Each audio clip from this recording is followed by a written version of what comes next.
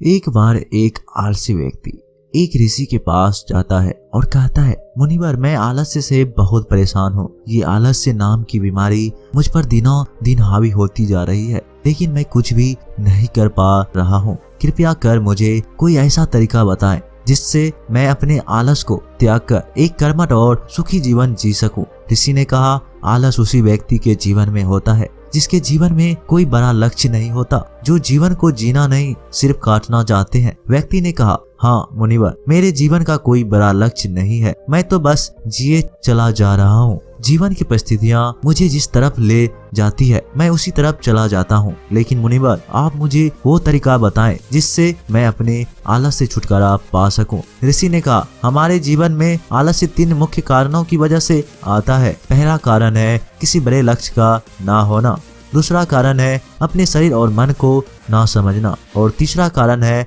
आलसी और कामचोर व्यक्तियों की संगत करना। आलसी व्यक्ति ने कहा, मुनिवर, जरा इन तीनों बातों को विस्तार से समझाइए। ऋषि ने कहा, जिस व्यक्ति के जीवन में एक बड़ा और स्पष्ट लक्ष्य नहीं है, उस व्यक्ति के जीवन से आलस्य कभी जा ही नहीं सकता, क्योंकि एक स्पष्ट लक्ष्य व्यक्ति को निरंतर उत्साहित और क्रमशील बनाकर रखता है। और जब व्यक्ति के जीवन में आलस्य का आगमन होता है तो यह मजबूत लक्ष्य उसे याद दिलाता है कि यह समय आलस्य करके बर्बाद करने का नहीं बल्कि कर्म करने का है। लेकिन लक्ष्य ऐसा नहीं होना चाहिए जिसे तुमने अति उत्साह या निराशा के क्षणों में बनाया हो, क्योंकि उत्साह और निराशा के पलों में बनाए गए लक्ष्य इन परिस्थितियों को समाप्त होते ही कमजोर और छीन पड़ जाते हैं। लक्ष्य का निर्धारण हमेशा ही अनुकूल परिस्थिति में बहुत ही सोच समझकर और शांत दिमाग से करना चाहिए। वह लक्ष्य तुम्हारी भावनाओं और दिल से जुड़ा होना चाहिए। साथ ही उस लक्ष्य के बनाने के पीछे का एक बहुत ही मजबूत कारण भी होना चाहिए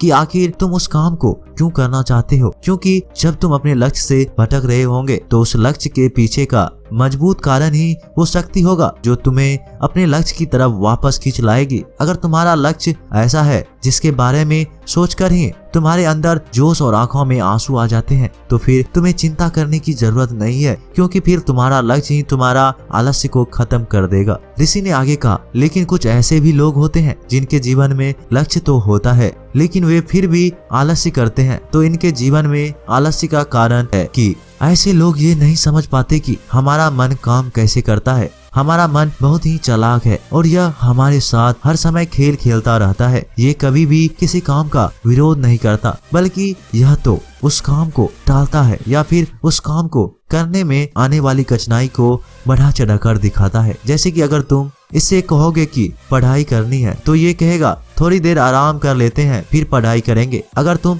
इसे कहोगे कि ध्यान करना है तो ये कहेगा कि ध्यान करने का सबसे अच्छा समय तो सुबह ब्रह्म मुहूर्त में होता है, कल सुबह से जल्दी उठेंगे और फिर ध्यान करेंगे। और फिर ना तो तुम सुबह ब्रह्म मुहूर्त में उठ पाओगे और ना ही कभी ध्यान कर पाओगे। अगर तुम मन से कहोगे कि धन कमाना है तो ये कहेगा, क्या इतना ही आसान है धन कमाना? अगर इतना ही आसान होता तो आज सभी लोग अमीर होते। व्यक्ति ने कहा, मुनिवर, तो फिर इस मन की चाल का समाधान क्या है? ऋषि ने कहा, इस मन के साथ भी वही करो जो यह तुम्हारे साथ करता है। जब तुम्हारा मन कहे कि थोड़ी देर आराम कर लेते हैं फिर काम करेंगे, तो तुम तुरंत इस काम से कहो कि थोड़ी देर क्यों, बहुत देर तक आराम करेंगे, लेकिन पहले यह काम खत्म कर लेते हैं। जब मन कहे कि आज स्वादिष्ट भोजन कर लेते हैं, कल से व्यायाम करेंगे, तो तुरंत इससे कहो कि स्वादिष्ट क्यों, बहुत स्वादिष्ट भोजन करेंगे, लेकिन व्यायाम आज से ही शुरू करेंगे। कुल मिलाकर तुम्हें अपने मन को मूर्ख बनाना है जैसे यह तुम्हें बनाता है। व्यक्ति ने पूछा, लेकिन मुझे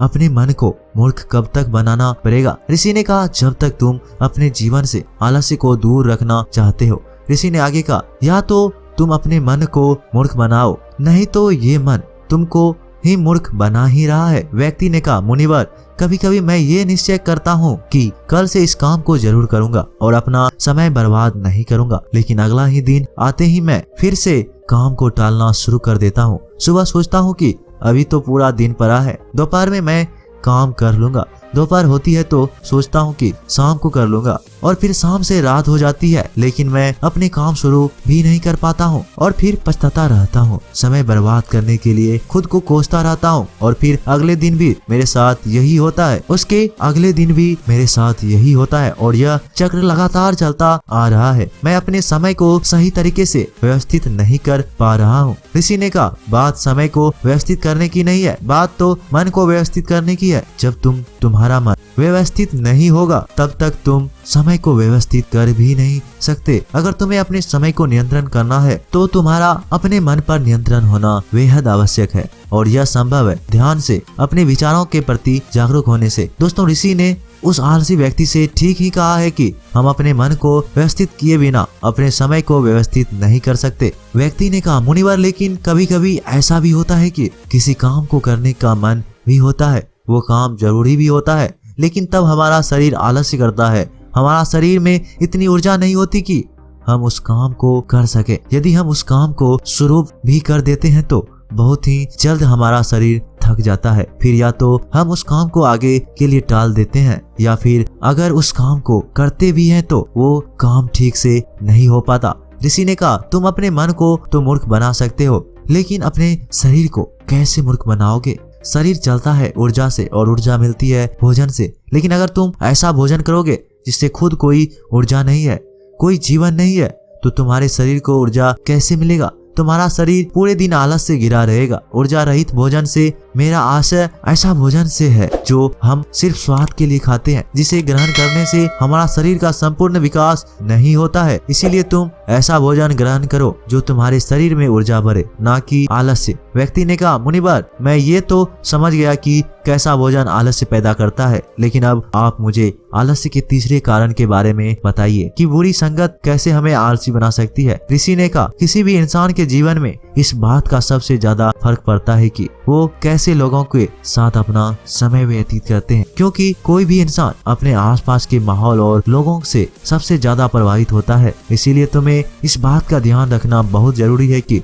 कहीं तुम्हारे मित्र आलसी स्वभाव के तो नहीं है, कहीं वो काम को टालने की आदत से ग्रसित तो नहीं है, क्योंकि अगर ऐसा होता है तो आज नहीं तो कल तुम भी आलसी बन ही जाओगे। तुम भी काम को टालना सीख ही जाओगे, क्योंकि बुरी आदतों अच्छी आदतों की तुलना में ज्यादा आसानी से लोगों को अपनी ओर आकर्षित करता है और फिर लोग इन बुरी आदतों के गुलाम बन जाते हैं। इसीलिए तुम्हें अपने आसपास के लोगों को आलसी स्वभाव के प्रति भी जागरूक रहना पड़ेगा और ऐसे लोगों का साथ छोड़ना पड़ेगा जो स्वभाव से आलसी है। अगर आलसी लोगों की संगत करोगे तो आलसी ही बनोगे, ऊर्जावान लोगों की संगत करोगे तो ऊर्जावान बनोगे और ये निर्णय पूरी तरह से तुम्हारे हाथों में है। इसीलिए कर्मठ और ऊर्जावान लोगों के साथ रहो और अगर तुम्हारे आसपास ऐसे लोग नहीं हैं तो अकेले रहने की आदत डाल लो। व्यक्ति ने कहा, मुनिवर, लेकिन मैं शुरुआत कहाँ से करूँ? ऋषि ने कहा, शुरुआत करो एक स्पष्ट और मजबूत लक्ष्य को बनाने के साथ, जिसके बनाने के पीछे का एक मजबूत कारण भी होना चाहिए। उसके बाद अपने मन को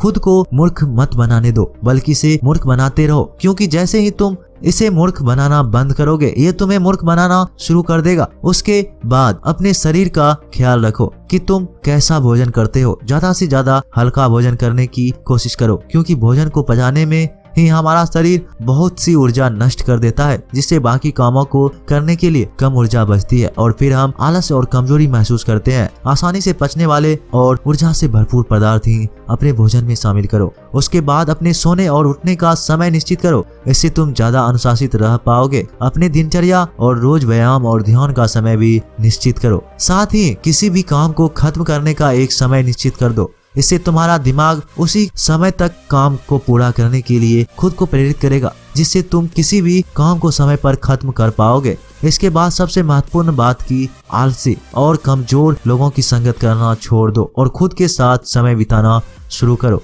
अगर तुमने इन सारी चीजों को पालन किया तो आलस्य तुम्हारे जीवन से पूरी तरह से गायब हो जाएगा। ये सारी बातें सुनने के बाद व्यक्ति ने कहा, मुनिवर, आलस से छुटकारा पाना तो बहुत ही आसान है। ऋषि ने कहा, यह आसान भी तुम्हारे मन को ही लग रहा होगा। ये मन कब तुम्हारे साथ कैसे चलेगा, इसके लिए तुम्हें जागरूक रहना पड़ेगा। और जागरूकता आती है जागरूक लोगों के साथ रहने से, अकेले रहने से या फिर ध्यान करने से। व्यक्ति ने कहा, मुझे अपने आलस्य को भगाने का काम अभी और इसी क्षण से शुरू कर देना चाहिए। ऋषि ने कहा, हाँ बिल्कुल सही कहा तुमने, सही समय का इंतजार भी मन की ही चाल है। तो दोस्तों, क्या आप भी सही समय का इंतजार ही कर रहे हैं या फिर इसी समय को सही बनाने का ठान चुके हैं? उम्मीद करता हूँ कि आप लोगों को यह वीडियो जरूर पसंद आई होगी। धन्यवाद।